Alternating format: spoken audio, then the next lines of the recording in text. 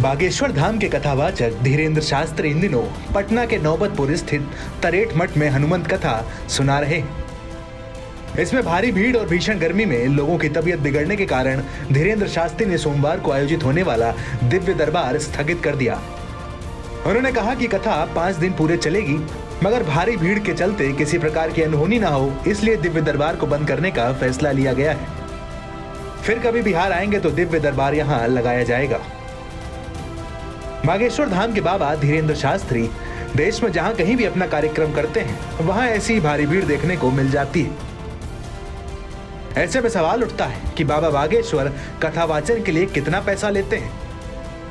आखिर उनके एक कार्यक्रम का खर्च कितना आता है? इसका जवाब खुद धीरेन्द्र शास्त्री ने करीब साल भर पहले एक खुले मंच से दिया था। उन्होंने कहा था, कथाओं से संबंधित हम एक और निवेदन करेंगे कि कथाओं की तारीखें 2023 तक की फुल हैं।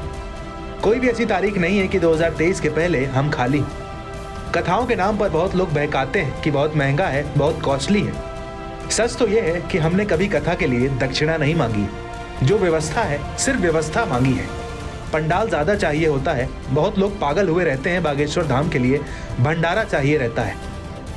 कलाकार जो आते हैं उनकी व्यवस्था, गाड़ियों की व्यवस्था, रुकने की व्यवस्था और अन्नपूर्णा भंडारा जो चल रहा है उसके लिए सहयोग। बाकी हमने ये कभी नहीं कहा कि 50 लाख या 1 करोड़ देना है। व्यवस्था में चाहे जितना खर्च हो जाए, कथा बिल्कुल भी महंगी नहीं है। ये बेफिजूली की अफवाह है। इसलिए कथाओं को वही लें जो व्यवस्था बना पाए, किसे खेल बिल्कुल ना समझे। यानी धीरेन्द्र शास्त्री के अनुसार वो कथा के लिए पैसा नहीं लेते हैं। जो पैसा लगता है वो सिर्फ व्यवस्था में लगता है। हमने कभी कथा के लिए दक्षिणा नहीं मांगी है। बाबा बागेश्वर धीरेन्द्र शास्त्री का दावा है कि वो लोगों के मन की बात पढ़ लेते हैं। कोई भक्त अपनी समस्या लेकर उनके पास आता है तो वो पहले से ही उसे कागज पर लिख लेते हैं और उसका समाधान भी बता देते हैं। बागेश्वर धाम सरकार का कहना है कि ये योग साधना का नतीजा है जो सनातन धर्म की सदियों पुरानी परंपरा है।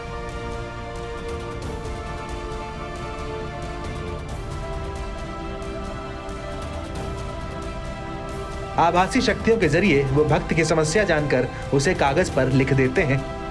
उनका कहना है कि हनुमान जी की कृपा से वो सब कुछ सच भी हो जाता है।